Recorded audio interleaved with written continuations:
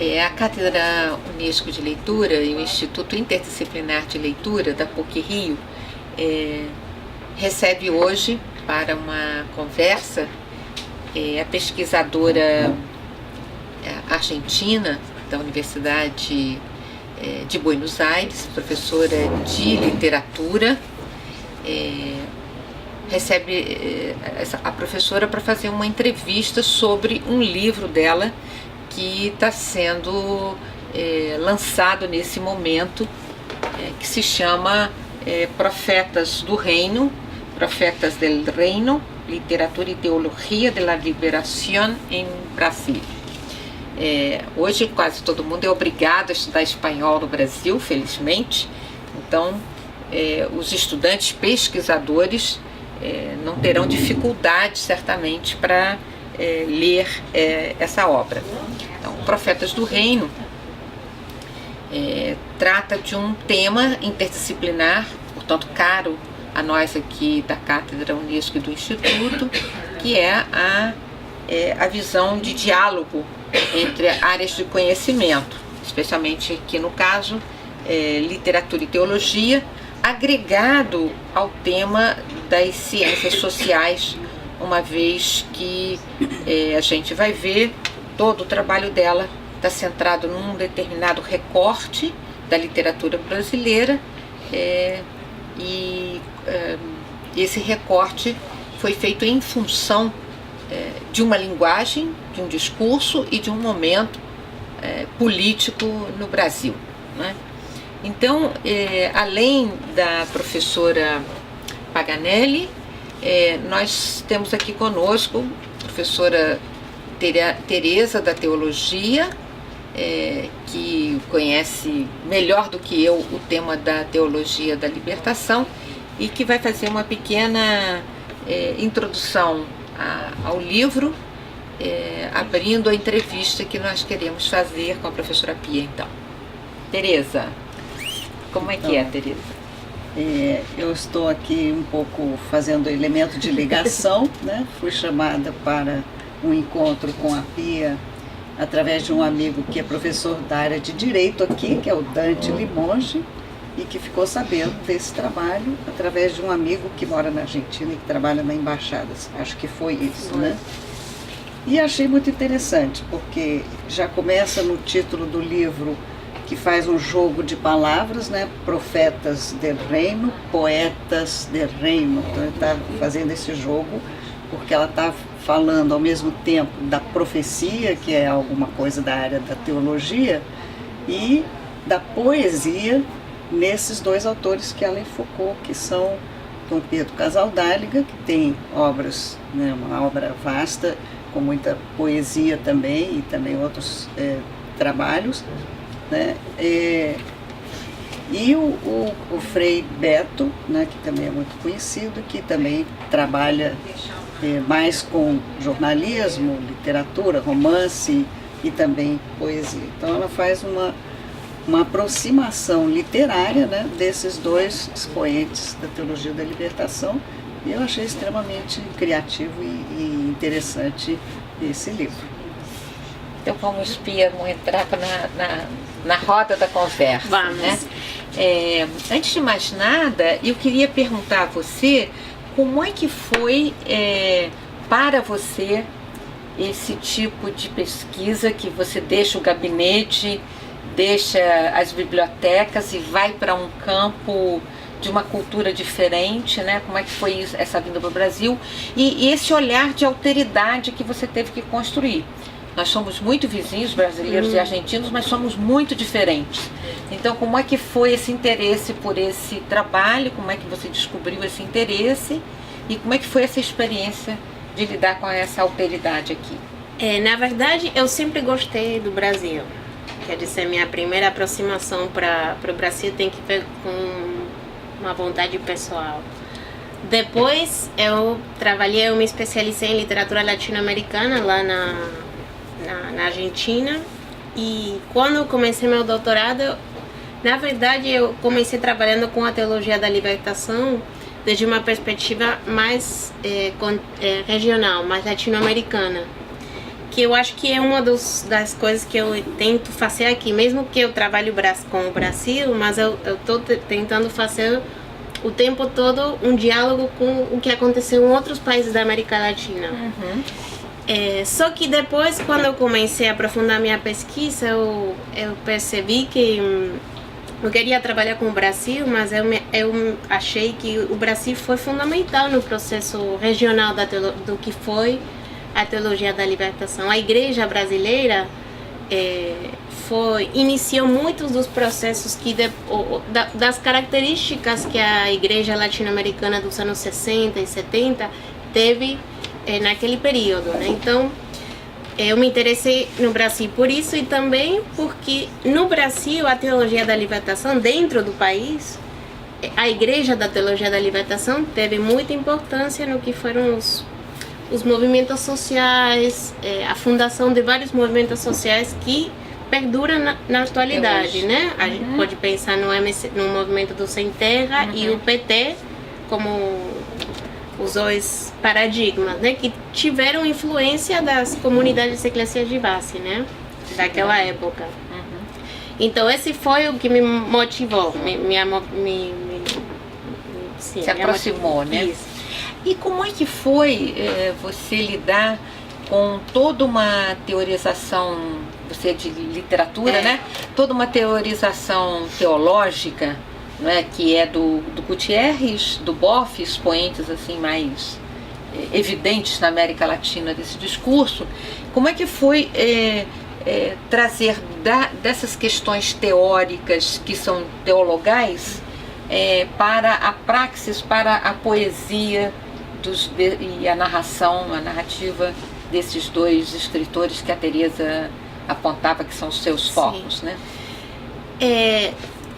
Na verdade, os textos mais teológicos para mim foram bem difíceis de entrar, porque minha formação é em literatura, mas como a teologia da libertação teve um diálogo muito forte com as ciências sociais, e eu percebi isso nas obras literárias que eu trabalhei, então aí minha aproximação para a pesquisa dos textos literários foi mais fluida, né?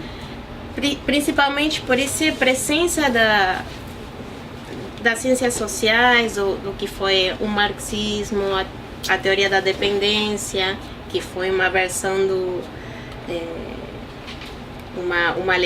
uma corrente do marxismo latino-americano daquela época que teve muito impacto na teologia da libertação e que eu trabalho num capítulo, um dos capítulos do livro, né?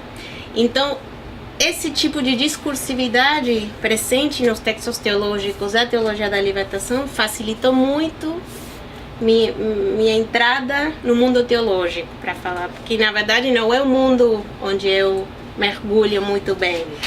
Deixa eu perguntar uma coisa que talvez a Teresa seja a melhor interlocutora para você na pergunta que eu quero formular.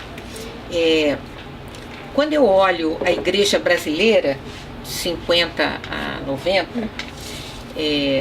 antes da ditadura, na ditadura e depois dela, eu vejo uma diferença muito grande entre a igreja brasileira e a igreja argentina, a igreja chilena, que atuaram na contramão daquilo que aconteceu no Brasil. Por outro lado, você acaba de citar aí que há uma influência do marxismo e da teoria da dependência na formulação da teoria da libertação, que não tem nenhuma importância se você olhar de um ponto de vista da teoria literária, não importa. Mas de um ponto de vista da teologia, como é que eu sei que esse foi um grande motivo, inclusive, de resistência de João Paulo II em relação à teoria, à teologia da libertação. Mas como é que se conjuga dentro de uma hermenêutica da experiência, como é que se conjuga o marxismo e o cristianismo? Não sei se essa questão pode ser conversada entre vocês.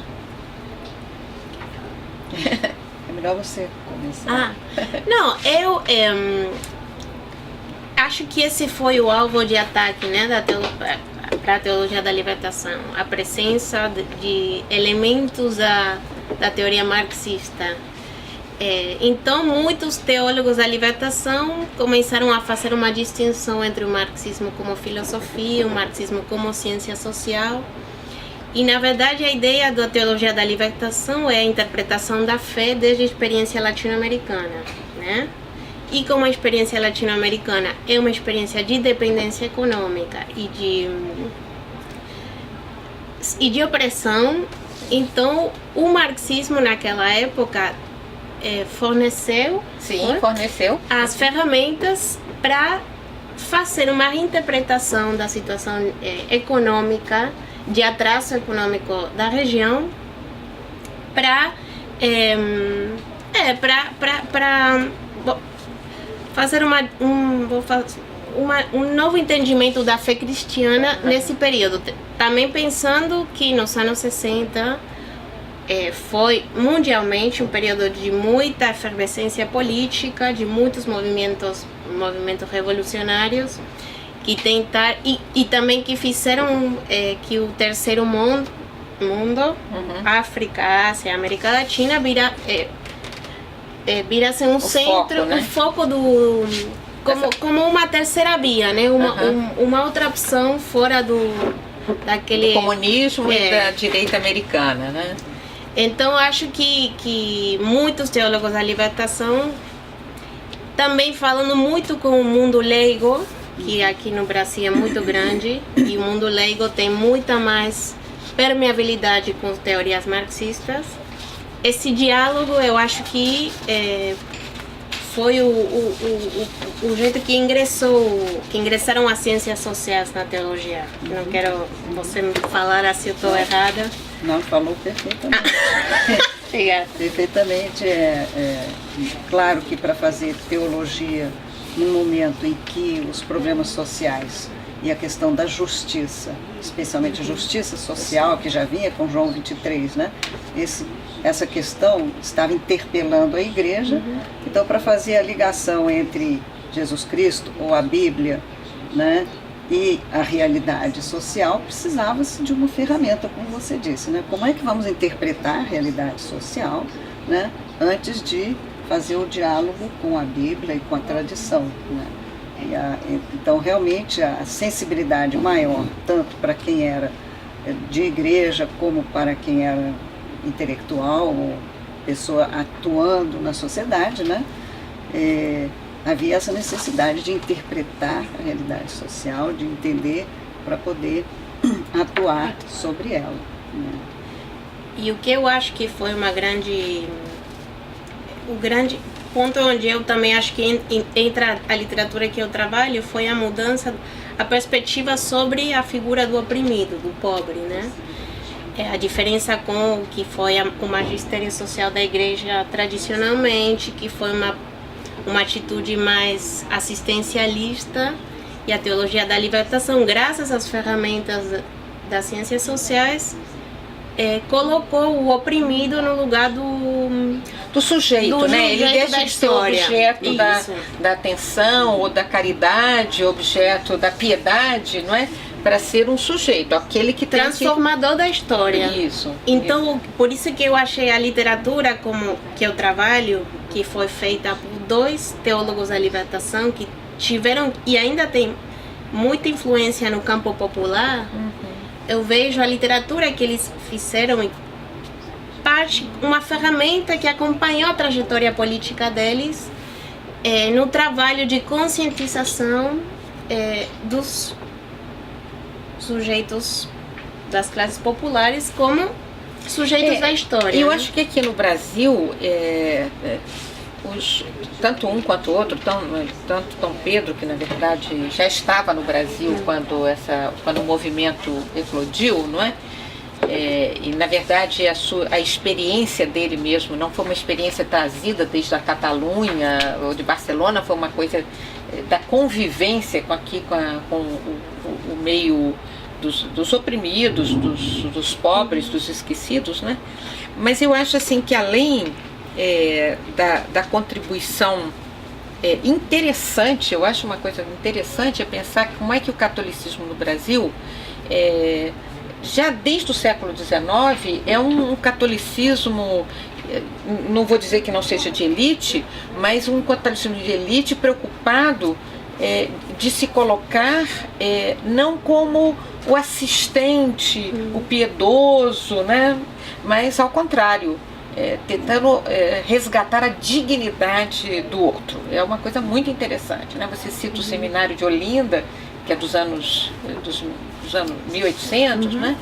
E já ali você vê sacerdotes sendo impregnados dessa experiência, que depois se radicaliza com a chegada de Dom Helder, né, como arcebispo de Olinda, né? Aí você vê o movimento contra o golpe de 64 vai recrudescer com toda a mansidão de Dom Helder, né? Mas o que eu queria comentar é que esse clima religioso ele encontrou uma repercussão favorável em meio à população leiga, né? Um baluarte disso que você está falando é Paulo Freire, né? Paulo Freire, com toda uma preocupação com a educação, na educação dessas populações, ele se voltou para a tomada de consciência na linguagem da sua dimensão política. E como a teologia da libertação teve que lidar com uma tomada de consciência do Evangelho numa outra isotopia, não é? Não mais a da doutrinação omissa, eu vou dizer assim, não é? Então é interessante esse encontro entre os leigos não religiosos, que era o caso do Paulo Freire. Eu acho que ele não era um homem de dentro do movimento católico, não é? Ou cristão de modo geral, mas certamente era um homem justo. Você olhando a vida dele, é o justo bíblico, né? O homem que está ocupado com o outro, preocupado com o outro. Então acho que isso teve uma coisa muito interessante, que eu acho que favoreceu essa aproximação entre digamos, uma certa liderança leiga e o encontro com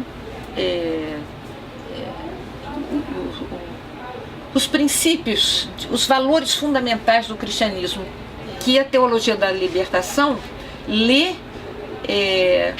longe da interpretação construída ao longo de muitos séculos, radicaliza, volta ao Evangelho, né? Cristo é um pobre, não é? Mas aí teve o Concílio Vaticano II, que já trouxe, então, né, um outro degrau nessa maneira, né, nesse método de trabalhar a teologia.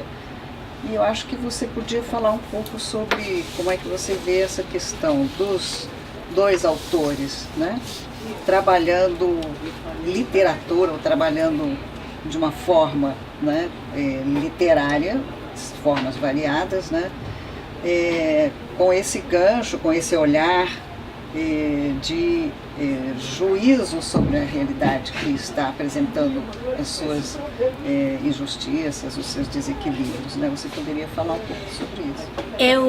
Você falava do Pedro Casaldáliga, que ele, na verdade, ele já estava no Brasil quando começou, na época dourada da igreja, para falar. E eu trabalho na minha pesquisa, eu trabalhei a mudança na poesia de Dom Pedro, porque ele, na Espanha, mesmo que ele já estava envolvido em projetos de trabalho de base, quando ele chegou no Brasil, e precisamente, ele não foi para qualquer região do Brasil, ele foi para a Amazônia, para o estado do Mato Grosso, ele ainda mora lá, e a poesia dele mudou totalmente. Ele tem um livro do ano 55, que chama-se Palavra Ungida, que é um tipo de poesia mística, que é o encontro do poeta jovem, o diálogo com a divindade. E a poesia, o próximo livro de poesia que ele faz, chama-se Clamor Elemental. Olha, mudança total. Já o título fala só. Que é do ano 71 e é já feito na região de São Félix de Araguaia. E esse livro marca o começo de um novo jeito de fazer poesia para ele, né? E aí você começa a ver os livros de poesia dele e ele trabalha com pelo menos quatro áreas temáticas ou motivos que eu vi. Uhum. O primeiro é a região, a natureza amazônica, né? É quase uma personagem mais na poesia dele. É quase uma ode o tempo todo, né? De louvor, né? É uma coisa, como um paraíso, porque ele tem essa ideia, uma das temáticas da poesia dele é o impacto do capitalismo, o ingresso do capitalismo nessa região. Então ele tem uma poesia que chama-se Reino e Anti-Reino, e para ele o reino é a natureza amazônica virgem, com todos os frutos originários da natureza, o vínculo da população local, que é principalmente o indígena, com a natureza, e o anti-reino é a chegada do capitalismo, que é aquele processo que ele vai vivenciar naquela época no Mato Grosso, né? Com toda uma revolução do agronegócio. Que foi a Operação Amazônia, que foi, na verdade, foi a criação dos latifúndios. A Transamazônica, que corta as aldeias indígenas, né? Então a expropriação das terras dos indígenas e todo o impacto social nessas populações, né? Legitimado pelo governo ditatorial, né? Totalmente. Então essa foi a grande luta dele, e a poesia que ele começa a produzir em São Félix trabalha o tempo todo com isso. Mesmo a obra mais a literatura, as memórias dele, que eu trabalho também, as memórias que ele faz, ele mistura muitos gêneros, ele mesmo coloca a poesia no meio dos seus sermões, das suas memórias, né? Por isso que eu falo também na obra do Frei Beto eu falo de discursividades itinerantes, porque desde a perspectiva de gêneros literários, é um tipo de literatura bem fragmentária, que você não consegue ubicar num gênero particular, e ele vai migrando de diferentes tipos de discurso, de gêneros. Formalmente ele usa cartas, diário íntimo, biografia, autobiografia, poesia e discursividades, porque ele trabalha com discurso religioso, sociológico, literário, místico. E ao mesmo tempo eu falo que é itinerante porque dá conta também da própria experiência de vida dele, né? Ele é um poeta migrante, um intelectual migrante, e ele fala que ele não é parte daí também. Ele é espanhol, chega no Brasil, ele é um sujeito, um indivíduo que é migrante, e eu acho que essa experiência é o que faz que ele se identifique tanto com a experiência dos povos originários da região, que eles também foram desplaçados da terra, das suas terras. Então a experiência da itinerância, do desplaçamento, que eu vejo na literatura deles, dos dois autores que eu trabalho, é a experiência do desplaçamento dos próprios sujeitos aos quais eles se dirigem, né? Sua obra literária. E o problema da terra, da propriedade da terra, é o grande assunto, a grande tema da poética de Cassaldáliga, e é o grande tema da militância também dele, né? Agora, tem uma diferença entre... que não é só da forma, né? O Cassaldáliga, afinal, é mais poeta do que narrador, e o Beto é mais narrador do que poeta, não é? Mas também tem uma mudança de foco. Enquanto o Cassaldáliga está olhando direto no coração do homem, no coração da natureza, nesse entorno todo, o discurso do Beto está mais centrado na urbanidade, está mais centrado no mundo propriamente político, não é? Na verdade, o Beto vai transitar, às vezes, de uma forma a palavra não é complacente, mas de uma forma dúbia entre a afirmação de uma esquerda que foi possível defender com justiça, e uma esquerda que já não é possível defender com o mesmo fervor, porque é uma esquerda que se contaminou efetivamente com os trânsitos políticos. Então, eu vejo, por exemplo, que a poesia do Casaldáliga, ela escapa de uma discussão estrito sensu sobre esse embate entre o materialismo e o cristianismo. Eu acho que a poesia dele olha o homem de tal maneira que é o homem inteiro na sua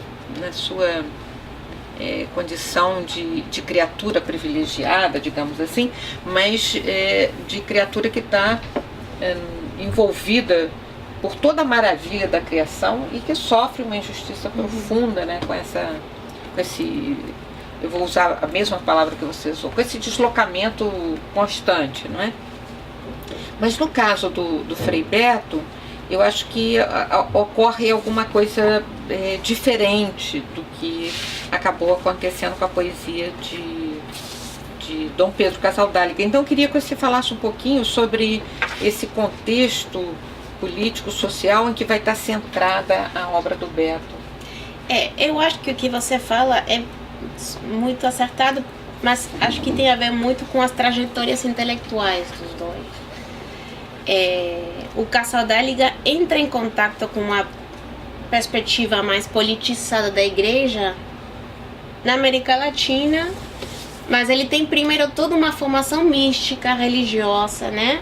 E então esse aspecto da formação, da trajetória dele fica sempre presente na produção poética do Casaldáliga. Pelo contrário, o Beto ingressa no mundo religioso depois. Ele começa como militante da Ação Católica estudante ainda da JEC, né? Exato. E ele começa como militante e logo depois tem um momento de epifania. Ele diz que depois da leitura de Teresa de Ávila, e entra na ordem dos dominicanos, né? Como se chama? Dominicos, porque em espanhol é domingo, então sempre mistura. Dominicos. E então a literatura dele, e ele, claro que quer dizer, a literatura dele está muito atravessada pela história de militância política dele. E eu acho que a religião e essa fusão entre religião e política no Beto a entrada da religião na política chega depois, enquanto no Casaldáliga acho que o processo foi diferente. Isso. Assim, de um certo ponto de vista, digamos, hermenêutico, mesmo de interpretação, de leitura, ambos, a seu modo, contribuem não só para se olhar a igreja de um modo novo, para se considerar a linguagem da poesia uma linguagem capaz de dar conta da literatura, de dar conta da realidade, e também contribui para que o discurso, tanto da igreja quanto da literatura, chegue mais próximo de populações antes certamente excluídas dessas vozes, né? Todos dois são super lidos e queridos, de alguma maneira, pela população leiga, digamos assim, né? São lidos e são acompanhados. Você acha que esse papel que a poesia, que a literatura desempenha, que é um papel social, um papel ativo, de impacto na realidade concreta da vida das populações, você acha que isso compromete o olhar que tradicionalmente, por exemplo, a universidade tem sobre a literatura como um estilo muito depurado, sobretudo estético, e que com isso a literatura perde a sua aura? Você acredita que isso possa comprometer os estudos literários?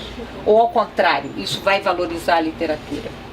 Eu acho que minha pesquisa fala da minha posição sobre o que é o discurso literário, né? Eu acho que a literatura, que eu vejo como arte, um tipo de arte, um discurso estético, que tem um componente estético, como tudo está atravessado pela política. O grande problema da arte é quando esquece seu componente estético para servir um projeto político especificamente, mas eu acho que a gente não pode pensar arte sem política. E aqueles que falam que arte é a política, é uma posição política. Então, particularmente eu trabalho com uma literatura que tem um projeto político bem definido, né? Mas aquelas que não têm um projeto, que talvez trabalharam mais com a forma, né? Com procedimentos literários, pensando no Brasil, estou pensando na poesia concreta. Sim. Né? Que a gente poderia falar, não tem nada de política. É política. É política. Então, eu acho que quando a academia tira a perspectiva interdisciplinária de pensar a literatura ou outras artes fora do contexto de produção, uma perda, né? É uma perda. Então, acho que a literatura só tem a ganhar com isso, né? Hoje a gente acaba transitando da teoria literária para os estudos culturais de alguma maneira, e a noção desde a estética da recepção, que mudou o foco, né, de estudos sim, do texto para a relação, a interação entre o texto e o leitor. Eu acho que também a noção de literatura expandida vem trazendo e vem incorporando aos estudos literários, ou essa visão que a literatura, esse componente que a literatura tem de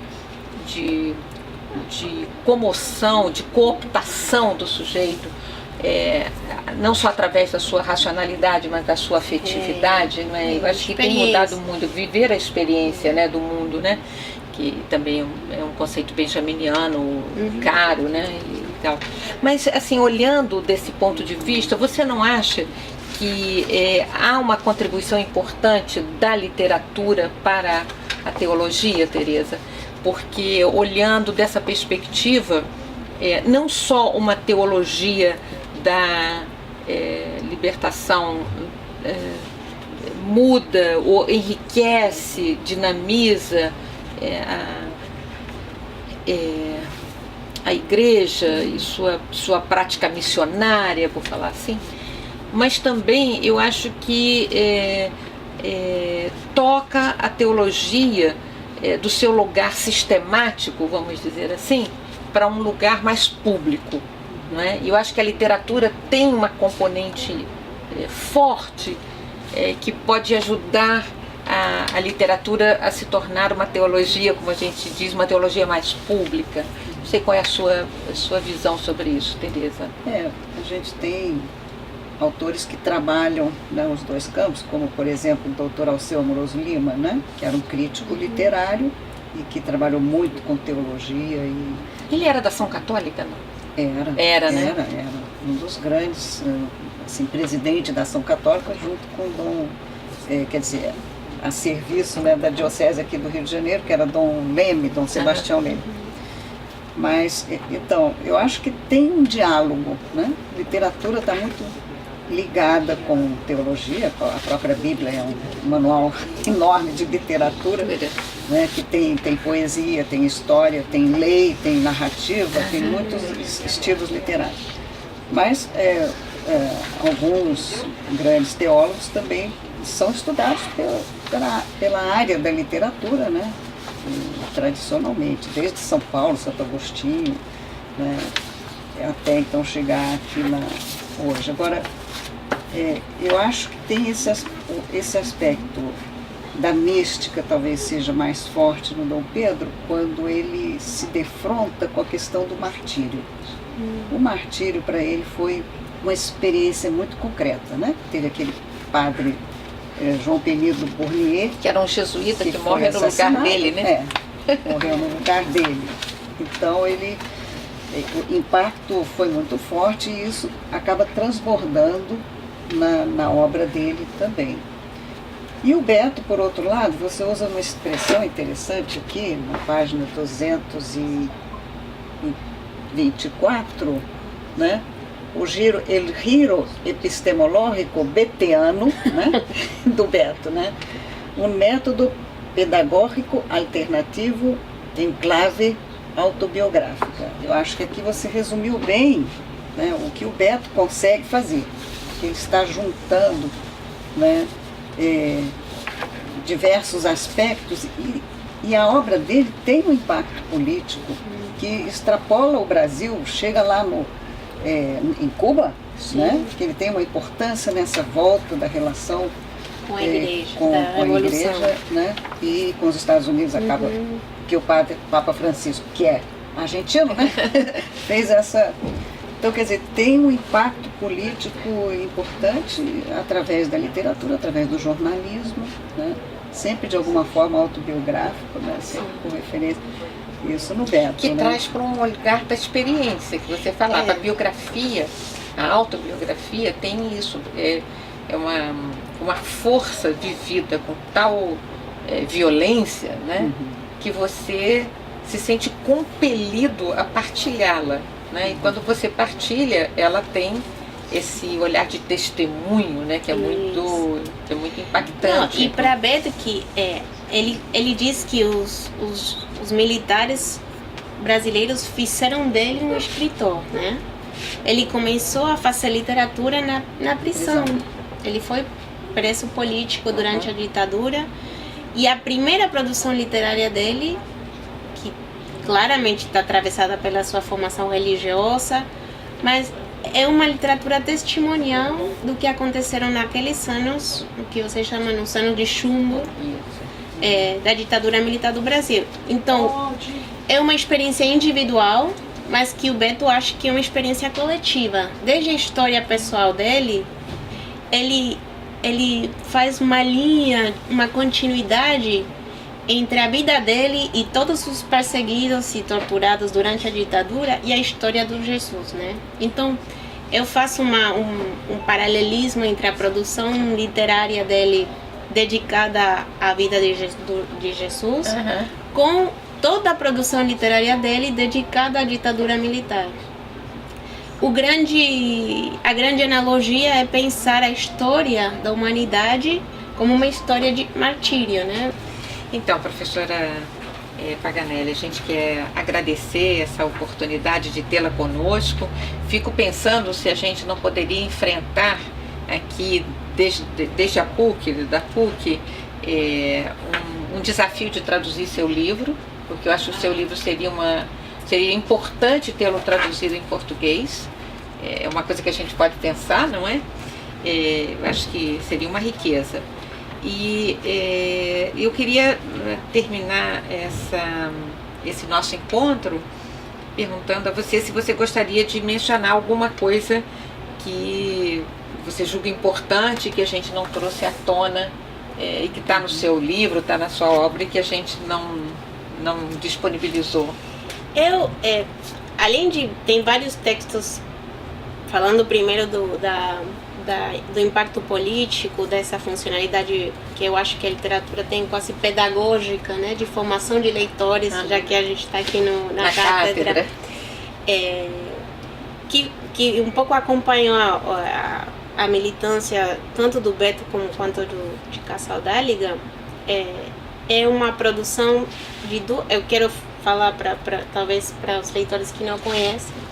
O Casaldáliga fez 2 missas, com uma missa dedicada à população indígena, que é a Missa da Terra Sem Males, e uma missa dedicada ao povo afro-brasileiro, que foi a Missa dos Quilombos. E são 2 missas maravilhosas. Desde o texto muito bom, e também eles foram musicalizadas, né? Sim.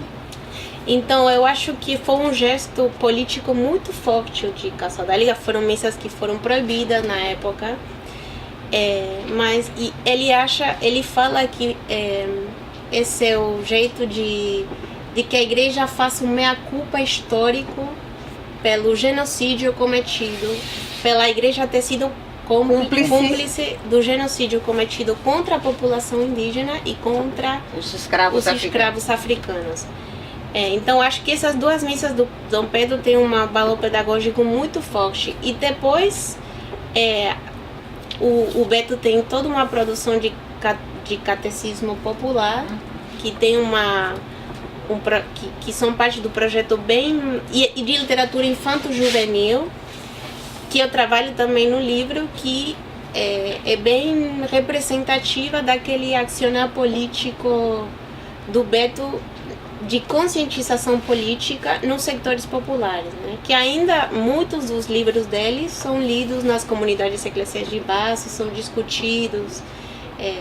E ele agora, eu me encontrei outro dia com ele está escrevendo outro livro de catolicismo popular.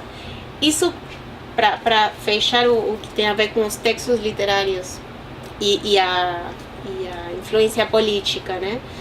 E depois o que eu queria falar, que foi um pouco o objetivo da minha pesquisa, eu sou argentina e eu sempre me senti muito próxima com o Brasil, e a grande dificuldade que a gente acha na academia é uma coisa, primeiro, como você falou, de segmentar bem as disciplinas, mas também tem uma coisa quase, eu falaria, de colonialista, né? Porque a gente, em vez de olhar para o irmão, o país que está do lado, a gente olha para a Europa, para os Estados Unidos.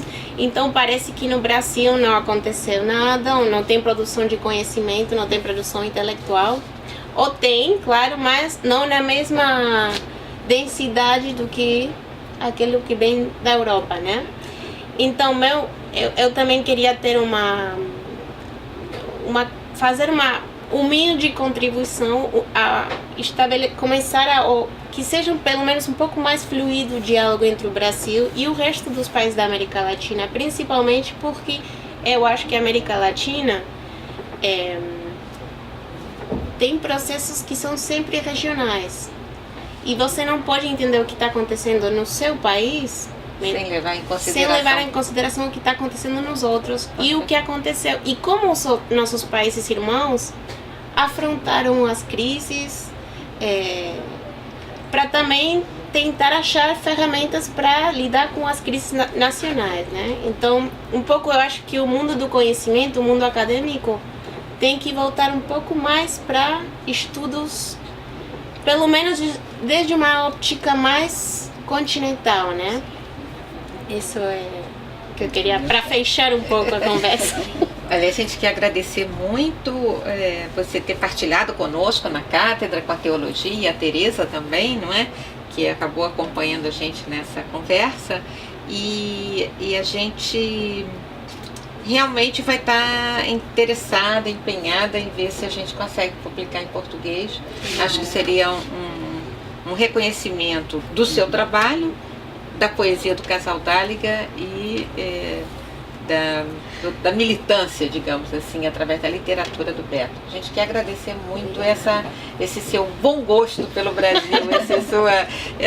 o seu olhar mais amoroso para essa vizinhança. Muito obrigada. Obrigada.